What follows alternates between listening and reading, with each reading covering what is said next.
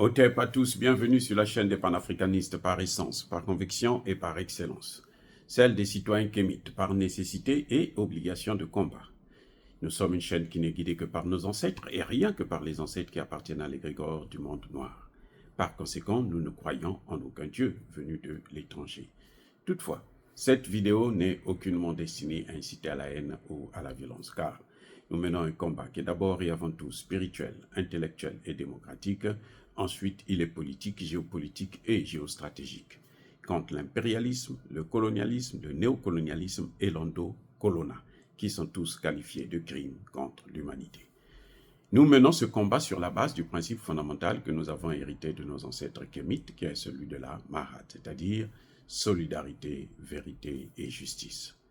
Vous êtes donc en droit de connaître la vérité et nous avons l'obligation de vous dire la vérité, rien que la vérité, afin que justice soit rendue au continent africain. Et ça, c'est notre modeste contribution dans cette noble lutte en faveur de la souveraineté, la dignité, la solidarité et l'unité africaine. C'est exactement ça que nous appelons le panafricanisme. Bien-aimés frères et sœurs, les États-Unis sont en difficulté au Moyen-Orient. Les États-Unis sollicitent l'aide de la Chine. Oh, c'est du jamais vu. La première puissance militaire, économique du monde, qui demande de l'aide à ceux-là qu'elle a écrasés, qu'elle a passé le temps à vouloir écraser, détruire, et qui sont en train de monter en puissance. Les États-Unis n'arrivent plus à arrêter la guerre avec les Houthis. Mais ça, ce n'est pas... C'est-à-dire que cette histoire-là de la mer Rouge, ce n'est pas le Congo démocratique, hein, là où ils vont danser, ils font le zekete, c'est la belle vie. Hein, ils peuvent venir, ils massacrent. On est actuellement à 18 millions.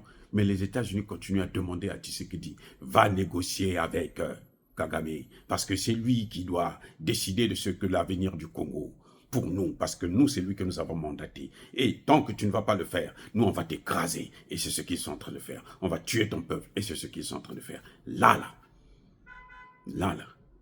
les États-Unis avaient une base secrète entre la Jordanie et la Syrie. Et cette base a été touchée par un missile. Les Houthis. Vous ne pouvez pas continuer à cacher les morts. Dire qu'ils sont morts par accident par-ci, morts par accident par-là, vous ne pouvez pas. On peut mentir une partie d'un peuple une fois, 2 fois, 3 fois, mais pas éternellement. Donc la situation devient gravissime, que Anthony Blinken a été écarté de ce dossier pour céder la place au chargé de la sécurité nationale des États-Unis, Jake Sullivan, un homme proche de Joe Biden, un homme de confiance, un homme qui est impliqué dans sa campagne présidentielle. Probablement que si la dame là ne revient pas, peut-être que c'est même lui qu'on va propulser au poste de vice-président pour la campagne. Donc, voilà, ça devient compliqué. Parce que les États-Unis n'arrivent plus maintenant à contrôler les Houthis. Ils sont allés bombarder au Yémen sans l'avis du Conseil de sécurité de l'ONU. Ils n'avaient pas d'autorisation. Ils sont allés le faire quand même. Parce que ce sont des bandits. Parce qu'ils sont forts. Parce qu'ils se croient être les maîtres du monde. Ils ont une mission divine. Non. Vous savez, le malheur ne vient jamais seul. Ce qui est en train de se passer aux États-Unis, là, c'est l'excès de pouvoir. Comme disait Lavrov il n'y a pas longtemps, que ces gens-là, pendant 500 ans, ils ont gouverné le monde à leur guise. Et ils pensent que ça doit rester comme ça à vie. Alors que maintenant, il y a des souverainetés, des souverainistes qui se lèvent. Il y a le nationalisme qui est en train de prendre le dessus, le pas sur ces politiques de domination. Chacun veut maintenant contrôler ses ressources, chacun veut maintenant contrôler son pays, chacun veut maintenant s'éloigner de ceux-là qui les ont pris en esclavage, les ont colonisés, ainsi de suite. Et c'est le cas de l'Afrique. Nous avons encore des récalcitrants, comme Tshisekedi, qui n'ont pas compris que le monde unipolaire est passé. Nous allons maintenant vers le monde multipolaire. Et que si tu vas rester avec les mêmes qui sont en train de te torturer alors que tu as des solutions ailleurs, de l'autre côté, ça c'est un problème. Donc, les États-Unis demandent à la Chine de peser de tout leur poids sur l'Iran pour que l'Iran puisse cesser de soutenir les Houthis. Parce que les États-Unis savent maintenant qu'ils ne peuvent pas faire la guerre à l'Iran. C'est ça la vraie vérité. Parce que les États-Unis voulaient, vous avez même vu sur les chaînes françaises, on disait les États-Unis vont attaquer l'Iran. Ils ne peuvent pas attaquer l'Iran. Parce que l'Iran a maintenant l'arme atomique. On n'attaque pas un pays qui a l'arme atomique. C'est pour ça que je dis l'Afrique doit avoir l'arme atomique pour protéger l'Afrique, pour protéger le continent. Il faut qu'on arrive à ça. On ne peut pas continuer à attendre que les autres puissent venir nous assurer notre sécurité, les autres puissent venir nous détruire, et puis on est là, on ne peut pas agir alors que tout le matériel pour produire ces armes, ça se trouve chez nous, en Afrique. Oui. Les États-Unis ne peuvent pas attaquer l'Iran. La seule chose qu'ils peuvent faire, et je vous ai pas dit, l'Iran a des missiles qui vont jusqu'à 5000 km. Donc, depuis l'Iran, là, ils peuvent frapper l'Europe, ils peuvent toucher même les États-Unis. Depuis l'Iran.